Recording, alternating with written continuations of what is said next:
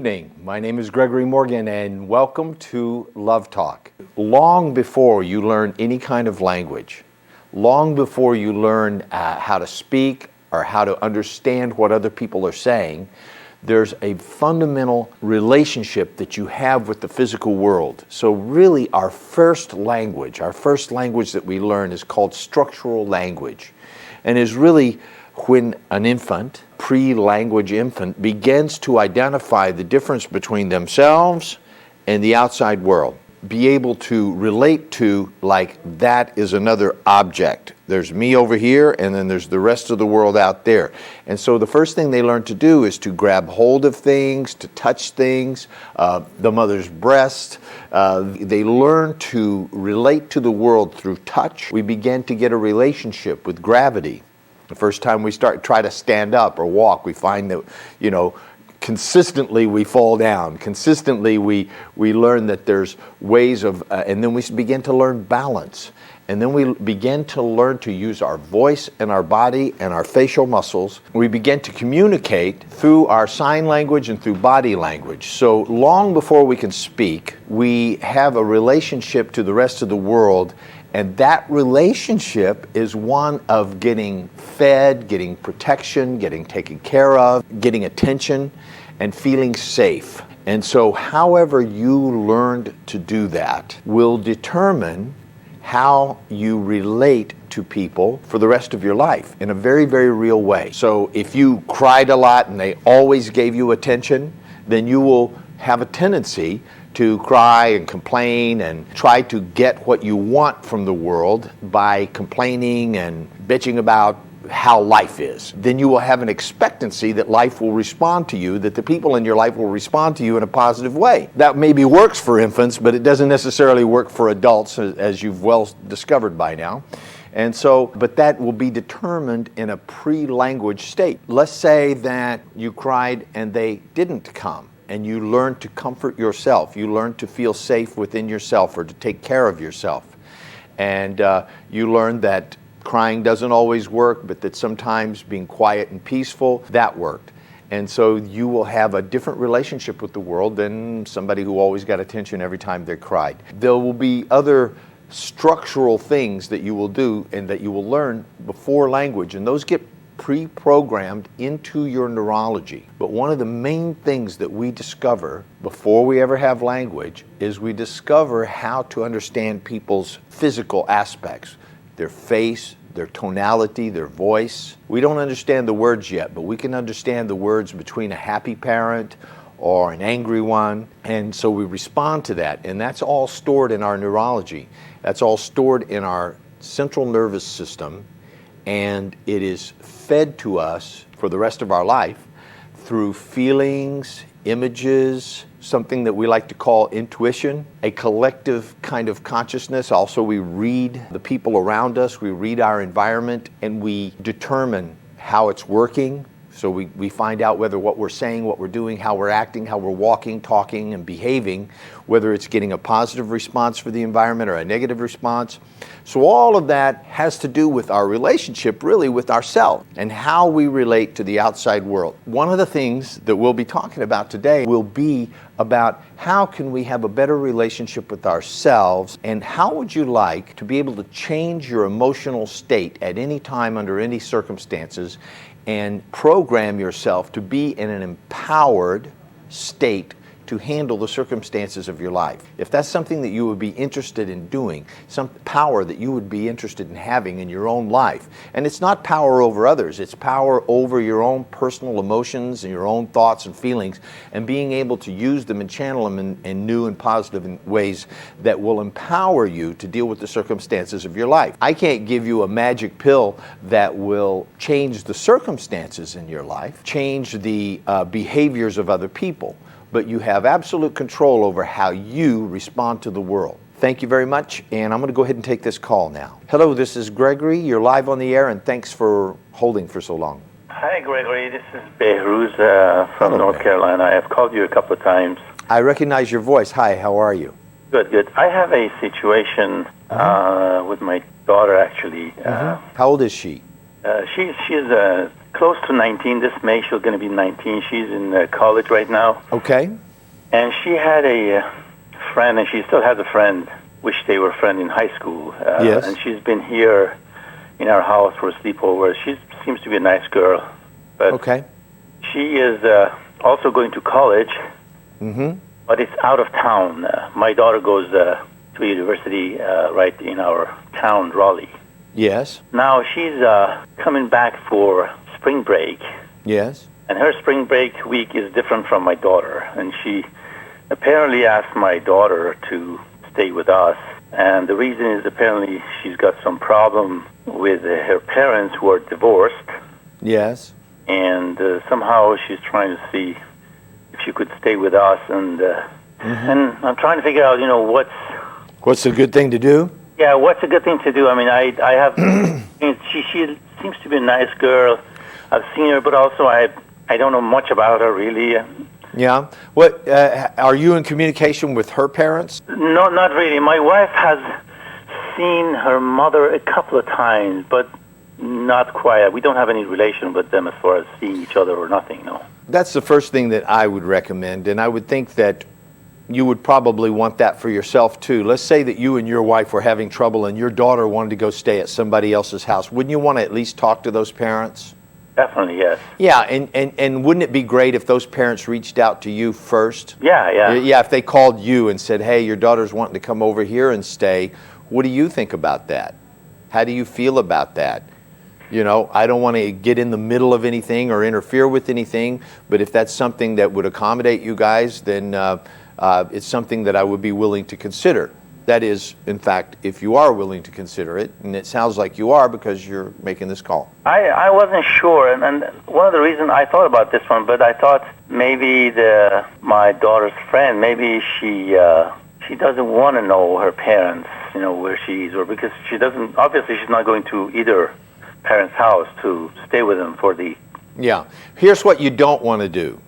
Above all, you would not want to be part of a conspiracy, and a conspiracy is when more than one person, two or more people, conspire together to hide something from somebody else, right?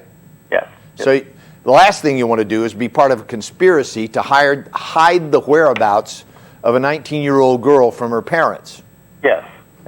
Do not go there, right? I'm going to talk to your parents, or... Yes. As an adult and as the parent and as the provider. In other words, you're the adult in the situation. I know that as 18, they're supposed to be adults, right?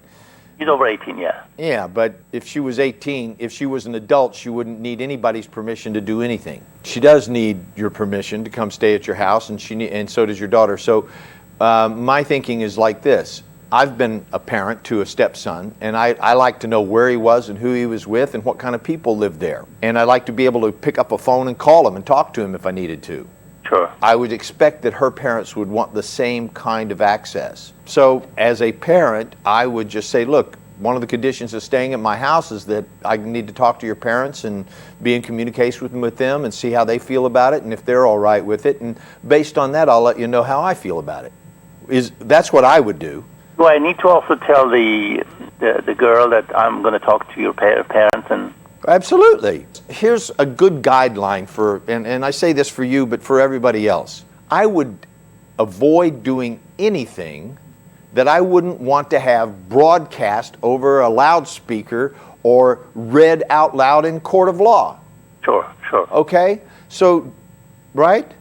Yes. So look, I'm going to talk to your parents. If you want to come stay here, great. I need to talk to both of your parents. That's just my conditions for my house. That's how it works around here. I need to talk to both of your parents out of respect for them. And if that doesn't work for you, then go stay at somebody else's house that's willing to hide your whereabouts. Okay. Not me.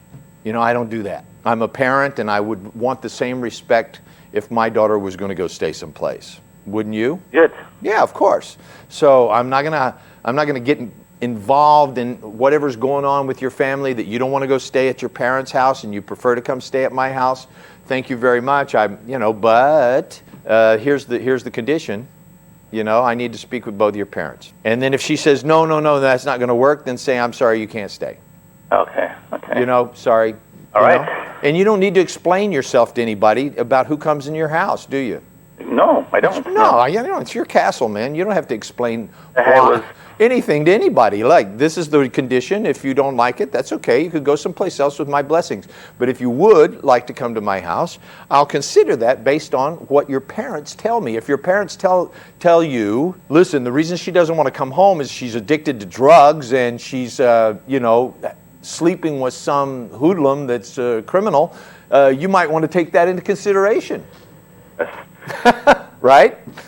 Had was Gregory is the week that she's having this spring break is actually different from my daughter's. So she'd be hanging around your house without your daughter at home. But she could be in the house without my daughter and any of us, my wife or myself. We're going to be at work, so it's. So how well do you know her? I know her.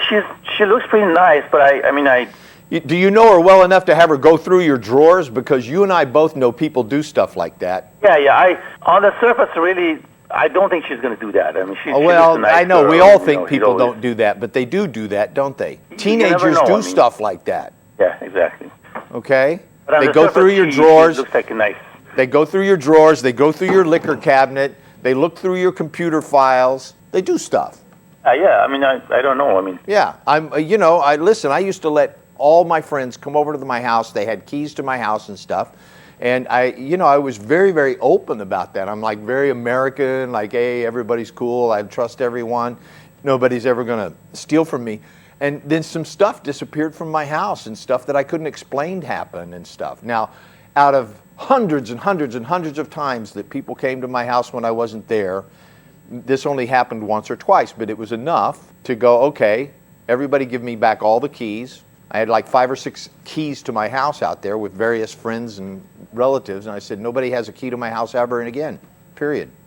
Basically, if I decide to let her come here after talking to her parents, then I should put definitely a condition, make sure somebody's going to be home. I would think so. I mean, listen, I don't know. Here's what I do know. There's trouble somewhere. It looks like, I mean... There's trouble somewhere, or else she would just go stay at her parents' house. At least one of them, have them for a week, Yeah, there's trouble somewhere. We don't know what the trouble is. I don't know that, no. Right, we don't know what the trouble is, and it's none of your business until she comes into your house, and now it is. That's right, exactly. Right? And if the trouble is that as a teenager she's acting up and acting out, which wouldn't surprise me. Yeah. It could be that the parents are fighting and she didn't want to be around it. That could be true, Yeah. Yeah, that's possible. Or it could be that the mother's sleeping with somebody and she wants her daughter to go start playing. Who knows? I don't want to make up stuff, okay? I don't want to make up a bunch of silly stuff. But, if you were betting on this, what would be the most likely bet? That the teenager might be acting up and having trouble with her parents? That's a possibility. I have no idea. I really it's a don't possibility. know. I mean, she seems a nice girl. I've seen her. She's always working. Yeah. The responsibility, as far as I'm concerned, lies upon your shoulders to find out why she doesn't want to go to her parents' house, and you got to check with your own gut feeling because you have a BS meter too, right? Yes. You know when somebody's lying to you. Check it out. I should do that. Right. Check it out. Like why? And look her right in the eye. Why are you not wanting to go to your parents' house? Tell me. Right? And then you check your own feelings to see if you think that's true. And then say, well, here's the deal. I need to talk to both of your parents, and I'm going to tell them that you want to come stay at my house, and this is why. Yeah. Because I'm not going to be a part of any conspiracy. I'm not, in other words, I don't want to get in the middle of you guys' stuff, but I need to know who's in my house and why. And then, I don't know, you're right about, I'm very reluctant to give people the security code to my alarm system and my keys and... Yeah. All that stuff, and then go away and just say, make yourself at home. I used to do that. Yeah. It didn't turn out too well. After many, many years, okay? For 20 years I did that with people, and then now I haven't. I don't do that anymore. All right. Okay? Thank you. Yeah, thank you. Thanks for your trust. Hello, this is Gregory. You're live on the air with Love Talk. Right now, doctor, I have a really bad situation. It's a relationship situation. Mm-hmm. And I like to get some help with it because I'm really confused. I can't function at all. Like, I have to study really hard, and I cannot really do it. And I need some help. Like, I had a boyfriend, we were dating, and everything went fine. We had a great time together, fantastic relationship. And he bought a new house. So when he bought the house, he surprised me, and then he asked me to move in with him. Okay. And then How old are you? I did move in with him, but after 3 days, we got in a fight. Excuse me. I need to ask you something. How old are you? I'm 25. You're 25, and are you in school? You said you have to study. Yes. So you're in school. Is he in school? He's kind of done, but yeah, he has an exam is coming up. So he's in school too. And is he about the same age as you, or a little older? What's the deal? He's actually older. How much older? 10 years. Okay, well, that's not so bad. So he's 10 years older than you, but he's still in school. Yes. Okay. He's kind of done, but he has a really big exam is coming up. Okay, I got it. And he bought a house and asked you to move into it. Yes. While you were dating. Yes. And how long had you been dating? It's been about a couple of months. That's too soon to move in with anyone. Right. That's a big mistake. I had no idea. It was my first experience, and Okay. he showed me everything perfect. I know, but listen, you're missing quite a few steps in your education about what works and doesn't work in relationships, okay? And I'm going to direct you to some materials that will support you, and then I'm going to give you a quick answer to your situation here, okay? Okay. Are you living there now? No, I just moved out. Okay, well, that's a good thing. That's actually a good thing, okay? And, Okay. and had you consulted with me before that, I would have told you that it's absolutely predictable that you will get in a fight with him in the first few weeks that you're there. Just completely predictable. Now, how do I know that? Because I've worked with thousands and thousands of people, and because I've seen this same phenomena over and over.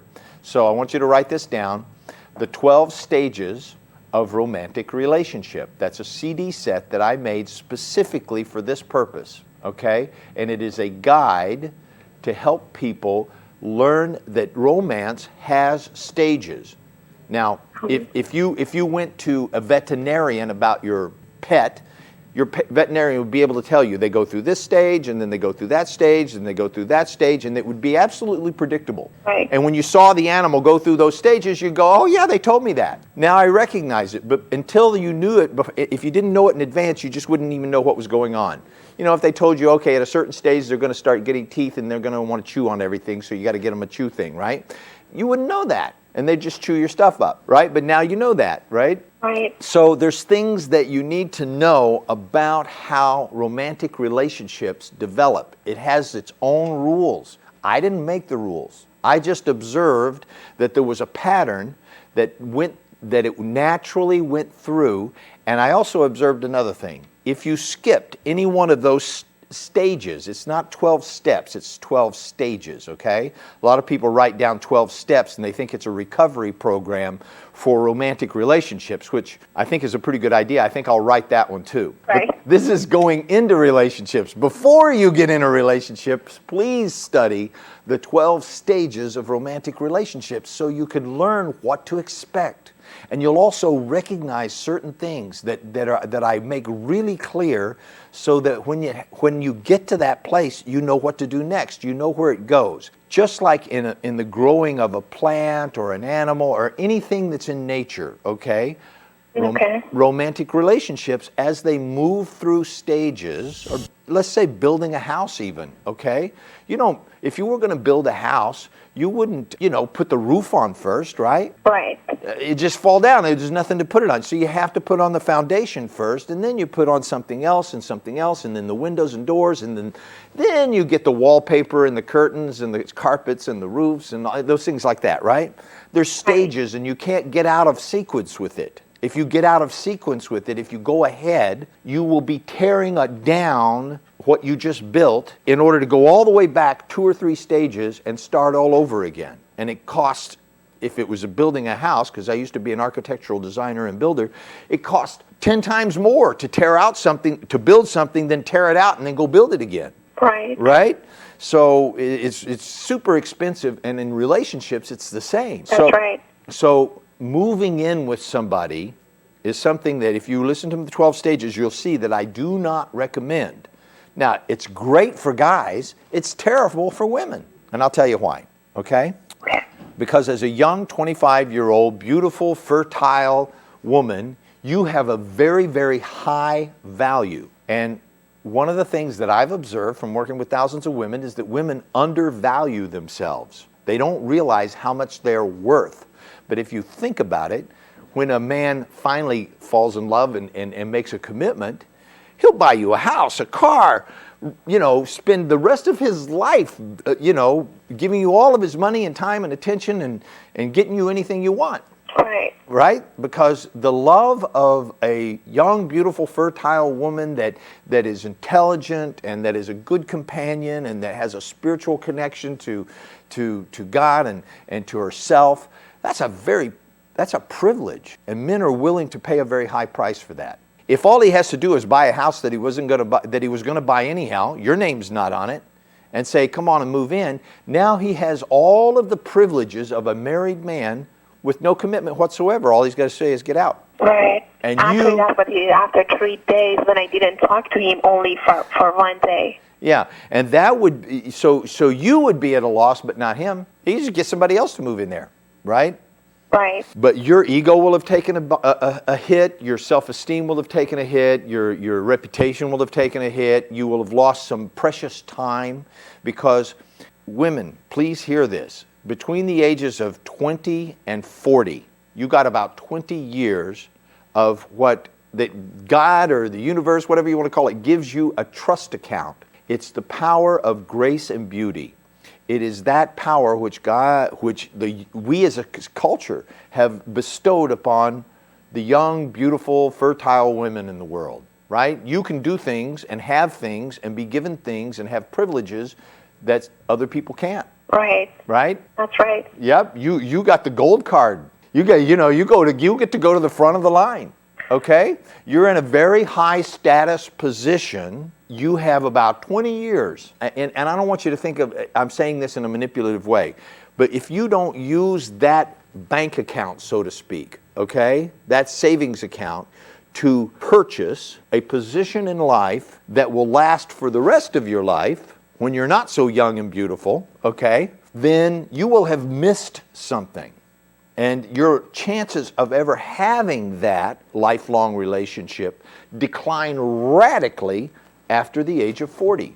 Now, I didn't make up these rules, and you don't have to like them, but that's how it is. Right. After 40 years old, if you haven't gotten married and had kids and have a partner that's going to stay with you for the rest of your life, good luck finding one. Mm-hmm. I'm sorry to say that. I mean, I don't mean any meanness about that, but that's just how it is. It's much, much more difficult. I'm not saying it's impossible, but it's much more difficult because the guys that would be attracted to you are also attracted to the 20-year-olds. And if they've got money and they've got the availability and the status to have a younger woman, they'll just go for that. You have a position that in life that is actually a higher position. I don't care if he's got money and status and I don't care if he's, whatever, a doctor or somebody important. You still have a higher position in terms of your viability. And it gets underestimated by women for the most part. A lot of tests have shown that men actually think that they're worth more than they are, and women actually think that they're worth less than they are. A woman looks in the mirror and goes, oh, I'm fat and ugly, and all the guys look at her and go, wow, what a babe, right? And then a fat and ugly guy can look in the mirror and go, hey, man, I'm looking good, right? Right. we both have our illusions, okay? Right. Men tend to overvalue themselves and women tend to undervalue themselves. And therefore, because men overvalue themselves, they also tend to undervalue women. Do you see? Right. Can you see how that works? And so it's your job to train the men in your life to relate to you like a high value person. You don't move into somebody's house unless you got a big fat diamond on your finger. Okay? A big fat diamond. And a date by when we're consummating this deal. Do you know what I mean? Right, that's right. Yeah, but you have no idea how much promises are they giving out. Well, listen, yes, of course. And if he was hunting, right now he's hunting for a woman, right, to come live in his house with him, a beautiful one, a smart one, a young one. That's right. But if he was looking for a If he was a hunter hunting for a deer, he would put out deer scent so it would smell like a deer. And then he would hide in some bushes so he looked like a bush. That's right. And then he would make little calls that sound like a deer so that when a deer came by, he could get the deer. Right. Okay? So, do you see what I mean? Men are hunters and they know how to say what they need to say to get what they need to get. I know, but It doesn't mean that it's they're... a little hard because you can kind of tell if he's telling the truth or not. Well, actually you can. Really? Yeah, but you need to learn some things. See, there was some place in your history with this person in which he revealed to you in some subtle way that he was not to be trusted. Now, I don't even need to know you or him to know that. I just know that. I know that there was some point at which you had a question in your mind and you stepped over it. That's always the case. Every time I've ever interviewed anybody that's been in one of these kind of situations, there's always a time they know exactly when it was too. Right. Where you had a feeling, you knew, but you didn't trust that. You listened to something else and you discarded your own relationship with yourself, with your heart that knows the truth. You discarded that in favor of something else, and this is what that cost. Do you see? I would take it as a sign that you have an opportunity to learn and to grow and to, at least you didn't live with him for 3 years and have a kid or something like that, hoping that he would invite you to marry him someday. Right. While he has all the money and the bank account and the house and the cars all in his name. Right. That's which is usually the case. You don't move in with some guy unless your name's on the title of the house, you got the big fat ring, and your name is Mrs. So-and-so. That is so right. I'm sorry, but it's not that I'm old school and I'm trying to teach some old way, that's past. The reason that method of dating and mating has lasted for centuries and centuries is because it works. It works. And I know that the sort of ethics and morals and codes and social mores of today and traditions have changed and people are much looser about those things. The truth of the matter is there's a 50% divorce rate, and on second marriages between divorced people who've previously divorced, that divorce rate is 65%. So 65% of second marriages fail, okay? And it's not any better for third marriages. Right. Okay, so I would say that there's something that's been missing in the education of people about the stages of relationships, and that's why I created this 12 stages thing, okay? And Azita's my wife has done a book called Girl Talk, and it's in English or in Farsi, and it too goes through some very important processes. It is the wisdom of women that has been handed down from mother to daughter and aunts and so forth throughout the ages that guides women in how to select, how to prepare for a relationship, how to select a mate that will stay with you for life, how to move through those stages, because ultimately it's up to the women. Right. Don't you think? Yeah, sure. See, nature has endowed you with the ability to have children, to nurture children, and other than for the insemination, men aren't even needed for this. That's right. Men are not needed. Now, emotionally are they needed? Yes. Children need a father. They need a strong masculine figure. But you and I both know that women are fully capable of becoming both father and mother if they have to because, well, just look around, right? Right. There's a lot of that. And so nature has endowed women with the communication abilities, the intuitive abilities, the sexually attractive abilities. I mean, you guys come with all this equipment, that men are extremely attracted to. And the ability to create, your voice, the look of you, the smell of you, so many things about women, men are very, very attracted to and are willing to make certain sacrifices to have. And in olden times, not so long ago, in my own lifetime, that was the case. Men were willing to, to go through, to earn the love of a woman, to earn the right to have a sensual, sexual relationship with her. They had to prove themselves to her in some way and make a commitment and a promise. And, their ability to keep those promises obviously has not been so great over history. but at least they were willing to make those promises and try to keep them. And so I believe that women have an inescapable duty to be the guide in developing a relationship. And you know, then I train men in a workshop called the Honor, Integrity, and Mastery Workshop, in which I train men to find their own honor and their own integrity and to live by that, because men are actually happier when they have integrity and when they live with honor. They actually have happier, more productive lives. And what do you recommend for me to, like, I could function more? I mean, just get my focus all over my study. Right now, you have something that's blocking your energy or your neurology, okay? Because what you're describing to me is blocked energy, all right? All of your energy was focused over on this new place that you were going to live in, this new relationship, and then a really bad thing happened and you had to move off and do another place and all that. So studying, which used to be something that you were building something for your future and looking forward to, that just is associated with pain and stuff for the moment. Mm-hmm. So when you have something that's associated with pain instead of pleasure, your natural instinct is to move away from it. Right. Right? So right now you are in a mode where you're moving away from pain and trying to move towards some pleasure, and studying and does not look like a very pleasurable thing for you.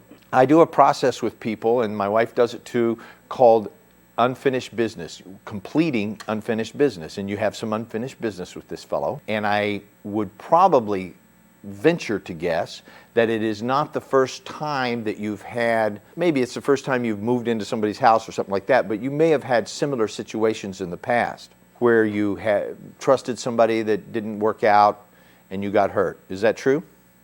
No, he's the only one I trusted. He's the only one you ever trusted. So nobody's ever hurt your feelings or broke your heart or anything like that before? Nothing like this, no. Well, usually women don't get to 25 without having their heart broken at least once by some high school sweetheart or something. But so congratulations. Thanks. If you haven't. I'm really strong. I bet you are. I can hear it in your voice, by the way. Thank you. So here's the thing. Bad memories do not cause negative emotions. A lot of people think, wait, well then what does, right? Bad memories don't cause negative emotions. Bad memories trigger something. They trigger some energy. Emotions means energy in motion. Emotion is energy that's moving. So the movement of energy is experienced as an emotion. Negative emotions are a result of blocked energy that, and I'll tell you what the elements are. You have a thwarted intention. You know what the word thwarted means? Because I know it's like an unusual word. So thwarted intention, an unfulfilled expectation, and an undelivered communication. That will cause blockage in your energy flow, and you won't be able to feel good.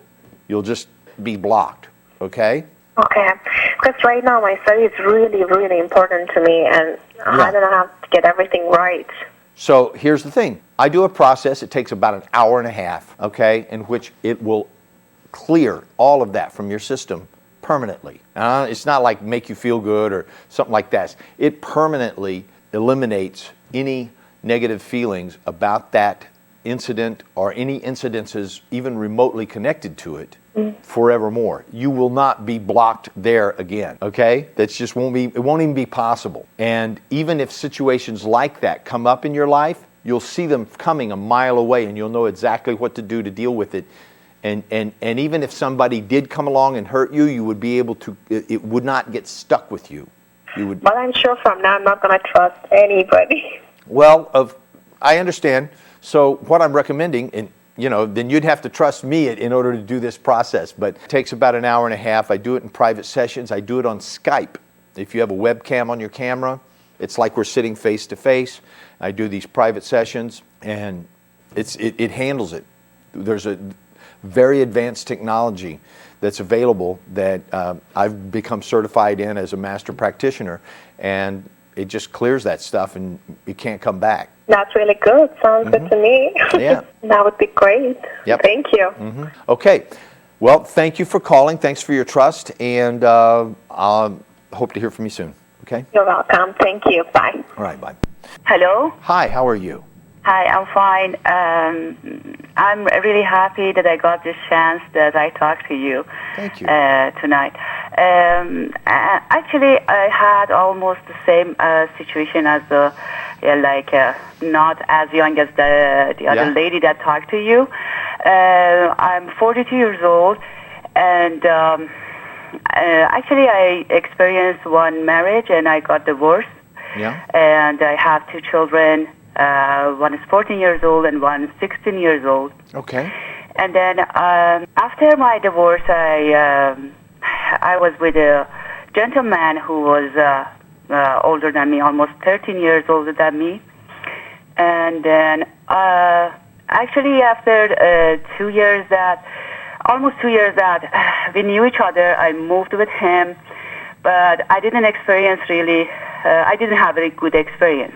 And actually we had lots of times that I wasn't between my actually boyfriend and my children. My children couldn't accept him, and he couldn't accept my children.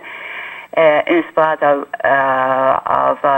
he told me at the beginning that I will accept everything, but however he didn't accept. And we had a kind of situation very unstable situation. You know what I'm saying? Well, it sounds like that did you and your children move into his house? Yes. Okay, so you and your children moved into his house. He said that he would accept your children. I'm not sure exactly what that means, because accepting is one thing, caring for, loving, fathering, supporting, financially, mentally, emotionally, and spiritually, that's a whole different story. As a mother, I don't need to tell you that your main priority is your children. That's correct. You know, you weren't able to work it out with your first husband. You know, the question is always, why did that not work? And even more importantly, what's my part in it? What did I do or not do that I could have saved that marriage? Did I really give my 100%? And when I was tired and didn't want to anymore, did I dig down deeper and find even more that I could give? Because we're not talking about my happiness here. We're talking about the happiness and fulfillment of my children as well. You know, so sometimes once we're a parent, you know, we need to put our happiness and fulfillment somewhat in the background and allow our children the luxury of growing up with parents that get along with each other. Anytime people are divorced, there's always two parts in it. You know, there's always two parts in it. And so my first question would be to you, and you don't have to answer this, it's just for you to ask yourself, did I complete that marriage? Is it complete? And how you know something's complete is that when you think of the person, when you see them, if you were alone in an elevator with them on a 100-floor building, and you know it was just you two, you know, would you feel comfortable? You know, you feel okay about it either way. Without completing that first relationship, going into a new relationship, in some ways, I mean, I don't know what your financial situation is, but once you're living in someone's house and your mail is arriving there and you park your car there and you put your toothbrush in that medicine cabinet every night and you sleep in that bed, you're somewhat financially dependent upon that person. So if you put yourself in that situation and you put your kids in that situation, you would only do that if you were like 100% certain that this person not only was going to accept them, because acceptance is the lowest possible level of relationship, actually father them. In other words, want to take care of them, like, you know, take them out for ice cream, buy them stuff, spend time with them, do homework with them, like hang out with them, like be a father figure for them. Yeah, he was acting to do these stuff, but he couldn't actually do this stuff. You know what I'm saying? It's easy to say that I can't do it. Yes, and listen, a lot of men, it's easy to say even when it's your own kids and still be difficult to do. So that's correct. I have a great deal of compassion for men who attempt to be fathers, especially men who attempt to be fathers or who are fathers to children that they're not their biological children. Yes. That really takes something for a man, and I admire it when they're able to do it. So yes, what's the deal with? But so did you really? Financially, I was independent. Okay, so you have your own money. I wasn't dependent on him. Actually, I have a good job, and actually I was doing like all the groceries and all things. You know, we were sharing. Yeah. the stuff. And I wasn't dependent on him, and but they couldn't get along. My children never liked him, and I knew that they didn't like him, and maybe in first step it was a mistake to move with him. Sounds like it. If I can understand children having a certain reluctance and so forth, and maybe like going, well, but they got to be at least willing to give it a try. In that case, you might want to have a conversation with your children and say, I like this guy, he likes me, we care for each other, we'd like to create a home. He wants to be a father figure for you and provide whatever he can for you, and how do you feel about that? And if they say, absolutely not, I'll never accept it, and don't even go there, then you got to listen to that, because they probably mean it, That's why it didn't work out. And anyway, I got separated recently, and I got my own home, and then I moved my children out, and I'm working. I have a good life, and we are happy. They are happy, but still, this gentleman, he doesn't want to leave me, because he actually, I know that he loves me. And he wants to be with me, and he feels really lonely, because he's not with me, and not, because actually, I think he actually wants a mother, and I was doing this for him. I was a mother for him too. Yeah. Always in the kitchen, doing stuff. After my work, I was just running around, doing all the stuff. Now, he lost the person who was actually his mother too. I don't know. He doesn't want to leave me alone now, and he wants to be to me still. He's seeing me. He comes to my home now, and still my children just giving me hints that, Mom, we don't like him to be here, and he's still spending time with us, and. But I don't know how can I deal with him. Actually, I like him too, but I know that at the end of the story, I know that it doesn't work out. I got it. Then I don't know what to do with him. Your children are 14 and what? 16. 14 and 16. Okay, so they're old enough to have this conversation. They're old enough to have this conversation. And the conversation goes a little bit something like this. I'm willing to, as your mother, I'm willing to provide whatever you need and want to have a great life and a great education and to have a happy, secure home. I request that you not interfere with my relationship. Look, you moved out of the house. You live in your own house. But, as an adult woman, I believe that you have a right to go out with whoever you want. Yes. Okay? And if this man really cares for you, okay, so maybe he's not such a great father, okay? I don't know why your kids don't like him. Why do they say they don't like him? Because actually he was so tough. He giving them advices. He's not bad. He was buying them stuff, but he's kind of unstable man. In mind, actually his mind is very unstable. Why do you like him so much then? Sorry? Well, here's the only things that I've heard about this guy is that your kids don't like him, his mind is unstable, he wants a mother at the age of 50-something, and what do you like about him? Why wouldn't you want somebody who's stable, who your kids like, and who wants a partner or a mate to treat as an equal, not somebody to do his dishes and cook for him? Let him hire a maid and have sex with her or something. I don't know. But you know what I mean? Why do you undervalue yourself so much that you would put yourself in that situation? Or is it that this guy has some other redeeming value that you haven't mentioned yet that overweighs all of those negative points that you've pointed out? Actually, this is my big problem, that you are saying that I'm undervaluing myself. This is how I am. Unfortunately, I know that this is not a great thing. I know that I always... Well, you were taught that, okay? Mm-hmm. This is a value system that was handed down to you culturally and through your family and through the caregivers and the other people in your life, and you bought into it. You see, we don't come into the world undervaluing ourselves, right? That's correct, yeah. We come into the world like whole, happy, joyous, cool human beings, right? Yeah. And all that great, fun, creative stuff where we think we're the king of the world or the queen or all that beautiful, childish, magical thinking that we have, that gets beaten out of us at some point.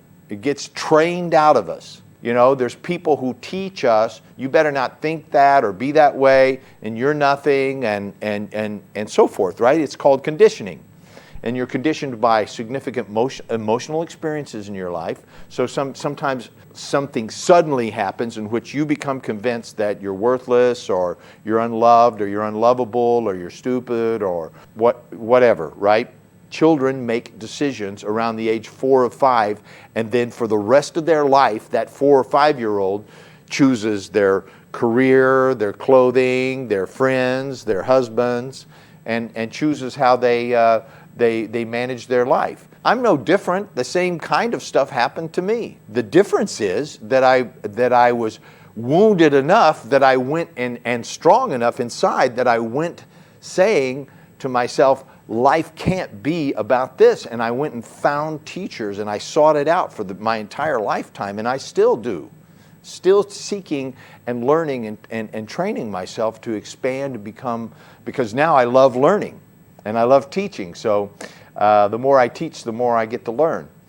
And so take the time and invest in yourself. If it was one of your children, you would have no thought about sending them to a therapist or something like that to help them straighten themselves out, right? Yeah. I know you would do that. Do that for yourself. And it'll be the greatest gift that you could give not only to your children, but to their children. Because your children are learning how to relate to men and women through you. They will unerringly, and I've just seen it 1,000 times, who they choose as a mate and how they relate to them will be unerringly influenced by you and your husband and whatever other man's around in their life, but at their age it's already set. However you and your husband treated them and treated each other, that'll be the model that they absorbed like a sponge, not even through their conscious mind. It got in through their subconscious. Like if you put flowers in water that has red dye in it, it shows up in the petals, right? Yes. The petals turn red. Well, you put children in a particular environment and it just comes out that way. They don't even think about it. It's just how it is. It's in their neurology. So your way of relating to people was absorbed from your parents. Can you get that? Yes. This thing you do about undervaluing yourself? She is much stronger than me. I realized that she is much stronger than me, and she sometimes actually gives me advices. Well, cool. That's great.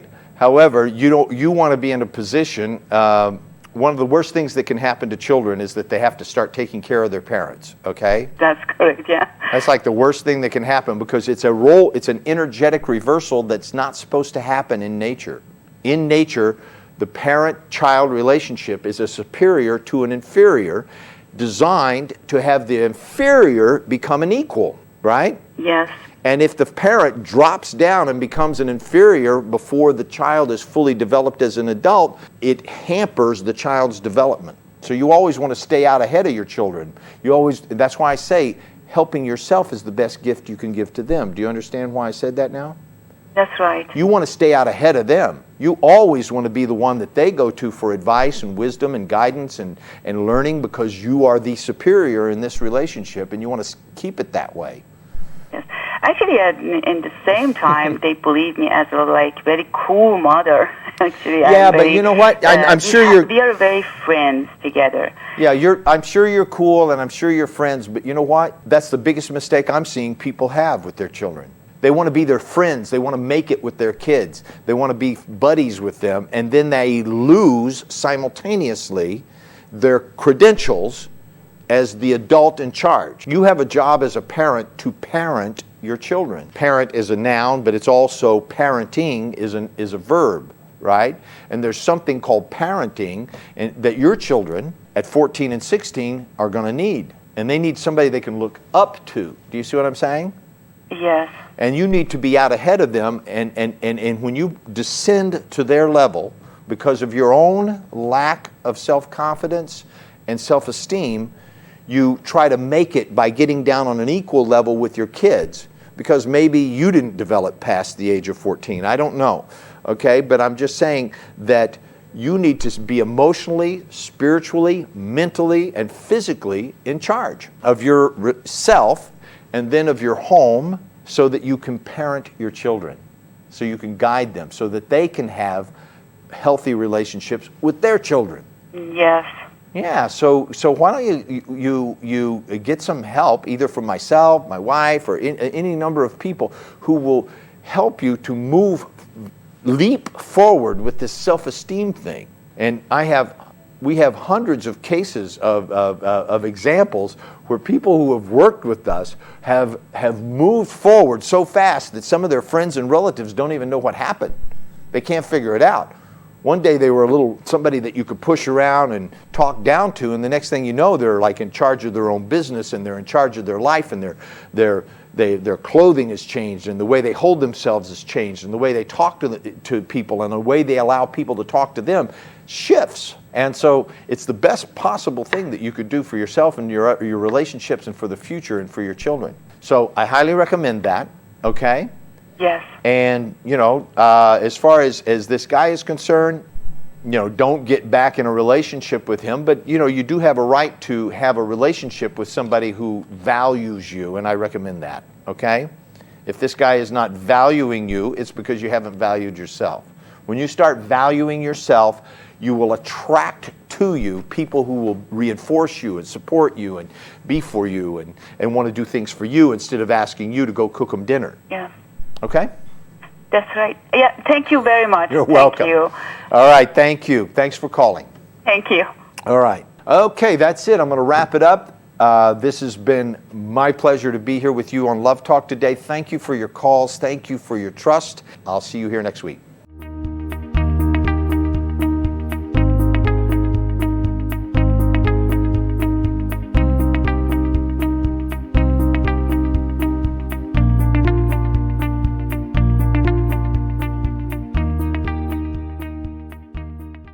سمینار جذاب از بیار بودن تا دلدادگی توسط خانم دکتر آزیتا سایان. برای خودتون روی ورقه بنویسید که هدف من اگر میخوام این سمینار رو برم، هدفی که میخوام بهش برسم و تاریخی که میخوام به اون هدف برسم کیه، و بعد همین الان این بلیط رو تهیه کنید، به خاطر که به سرعتی که اون بلیط رو تهیه میکنید به سرعت رسیدن به اون هدف نزدیک میشید. سر موقع بیاید توی صندلیتون برای این سمینار بشینید، توی سمینار نوت بردارید و مو به مو چیزایی که تو اون سمینار میشنوید رو برید و اجرا بکنید و ببینید زندگیتون چه میشه و اون هدف چقدر به سرعت اتفاق میفته. با این سمینار متفاوت مخصوص مجردین و متأهلین دوباره عاشق شوید. اورنج کانتی 25 آگوست، روتردام 4 اکتبر، لندن 5 اکتبر، استکهلم 6 اکتبر. 310 460 2600 embracegrowth.com. در کارگاه‌های آموزشی بانوان به رهبری دکتر آزیتا سایان خود واقعیتان و همچنین مردان را بشناسید و با استفاده از قدرت زنانه خود روابطی سالم و عاشقانه بسازید. لس آنجلس 6 تا 8 سپتامبر، ایروان ارمنستان 31 اکتبر تا 2 نوامبر، تورنتو 15 تا 17 نوامبر و همبورگ 28 فوریه تا اول مارچ. 310 460 2600 embracegrowth.com. اپلیکیشن Embrace Growth. با ساختن اکانت شخصی شما می توانید وارد پروفایل خود شده و تنظیمات آن را تغییر دهید. به تمامی رویدادها و محصولات دسترسی داشته باشید. با چند کلیک برای سمینارها و کارگاه‌ها ثبت نام کنید و یا وقت مشاوره خود را رزرو نمایید. اپلیکیشن Embrace Growth را امروز از اپ استور دانلود کنید و به خانواده جهانی Embrace Growth بپیوندید. سمینار جذاب از بیار بودن تا دلدادگی توسط خانم دکتر آزیتا سایان. اگر ازدواج کردید و رابطه اونجوری که دلتون میخواد گرم و صمیمی و پر از عشق نیست، اگر در قسمتی از رابطتون هستین که فکر میکنید میخواید اقدام به جدایی بکنید، نکنید، بیاید این سمینار. بعدن چیزایی رو که تو این سمینار میشنوید برید و در رابطتون پیاده بکنید، بعدن تصمیم جدی بگیرید. در هر مقطعی که هستید واقعا بهتون توصیه میکنم که این سمینار خاص رو از دست ندید. به جرئت میتونم بگم بهترین سمیناریه که خودم تا حالا روش کار کردم. با این سمینار متفاوت مخصوص مجردین و متأهلین دوباره عاشق شوید. اورنج کانتی 25 آگوست، روتردام 4 اکتبر، لندن 5 اکتبر، استکهلم 6 اکتبر. 310 460 2600 embracegrowth.com. یک مرد منحصر به فرد، مسلط، متمرکز، قابل اعتماد و رضایتمند باشید. کارگاه شرافت، عزت کلام و مهارت به رهبری دکتر آزیتا سایان. ایروان ارمنستان 15 تا 17 آگوست، تورنتو 20 تا 22 سپتامبر، همبورگ 18 تا 20 اکتبر و لس آنجلس 13 تا 15 مارچ. برای اطلاعات بیشتر با شماره 310 460 2600 تماس بگیرید. اپلیکیشن امبریس گروت همکنون در اپ استور. با ساختن اکانت شخصی شما می توانید پروفایل خود را مدیریت و زبان مورد نظر خود را بین فارسی و انگلیسی انتخاب کنید. وقت مشاوره خود را رزرو نمایید. محصولات از جمله CD، DVD و کتاب‌ها را خریداری و دانلود نمایید و یا برای کارگاه‌ها و سمینارها نام‌نویسی کنید. همچنین شما می توانید به برنامه‌های تلویزیونی و رادیویی دکتر سایان و یا آقای مورگن به صورت رایگان دسترسی داشته باشید. اپلیکیشن امبریس گروت را امروز از اپ استور دانلود کنید.